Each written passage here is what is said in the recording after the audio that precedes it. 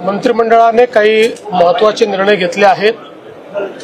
विशेषतः पहलगाममध्ये दहशतवादी हल्ल्यामध्ये आमचे जे बांधव मृत्युमुखी पडले त्यांच्या कुटुंबाला प्रत्येकी 50 लाख रुपयाची मदत करण्याचा निर्णय हा आम्ही मंत्रिमंडळात घेतलेला आहे।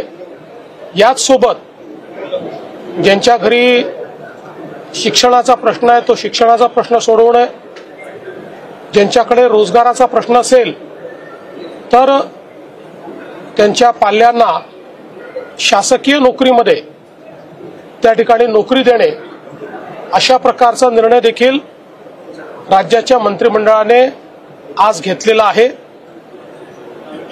सर्व प्रकारे दहशतवादाचा विरोध आणि दहशतवादामुळे ज्यांचा मृत्यू गेलाय त्यांच्या परिवाराच्या पाठीशी राज्य सरकार ठामपणे उभा आहे असा संदेश देण्याचा प्रयत्न या माध्यमातून राज्य सरकारच्या मंत्रिमंडळाने घेतलेला आहे।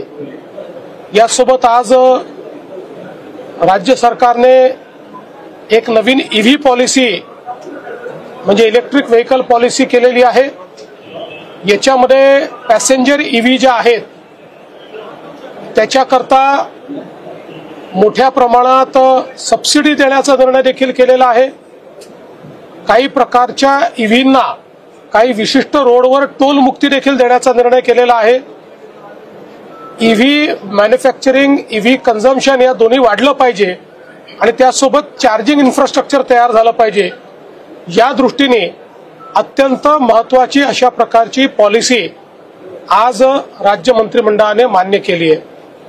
एक अजून महत्त्वाची पॉलिसी राज्य मंत्रिमंडळाने जी मंजूर केली आहे ती शिप बिल्डिंग, शिप मेंटेनन्स आणि शिप रिसायकलिंग म्हणजे शिप ब्रेकिंग अशा तिन्ही पद्धतीच्या ऍक्टिव्हिटी या वाढल्या पाहिजेत, कारण त्यातनं मोठ्या प्रमाणात रोजगाराची निर्मिती होते आणि अर्थव्यवस्थेला चालना मिळते। आणि 3 मेजर पोर्ट्स आणि 20 पेक्षा जास्त मायनर पोर्ट्स असलेला महाराष्ट्र हे एकमेव राज्य आहे आणि म्हणून इथे हा व्यवसाय खूप मोठ्या प्रमाणात आपण उभा करू शकतो। या दृष्टीने त्याचीही एक पॉलिसी ही आज राज्याच्या मंत्रिमंडळाने मान्य केलेली आहे।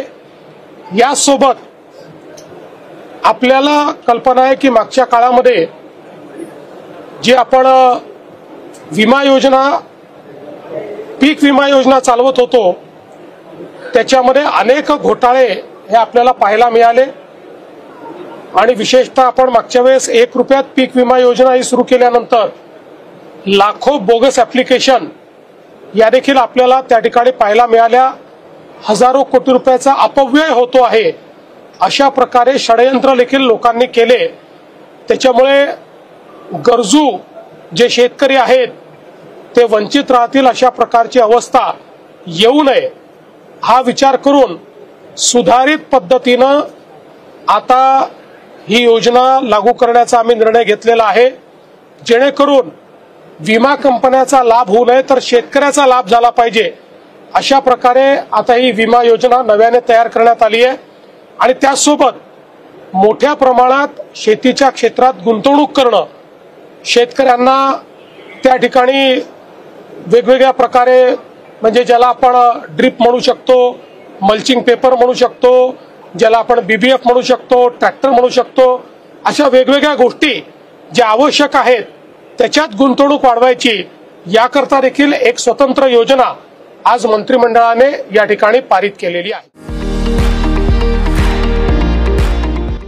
विविध कार्यक्रमांसाठी 2000 चौरस फुटाचा AC बँक्वेट हॉल, हॉटेल चित्रा एक्झिक्युटिव्ह, लग्न समारंभ, रिसेप्शन, वाढदिवस, सेमिनार तसेच विविध बैठकींसाठी उपयुक्त असा सोलापूर शहराच्या मध्यवर्ती अशा सम्राट चौकातील हॉटेल चित्रा एक्झिक्युटिव्ह मध्ये पत्ता 195 बुधवार पेठ, सम्राट चौक, चिडगुप्कर हॉस्पिटल समोर, सोलापूर।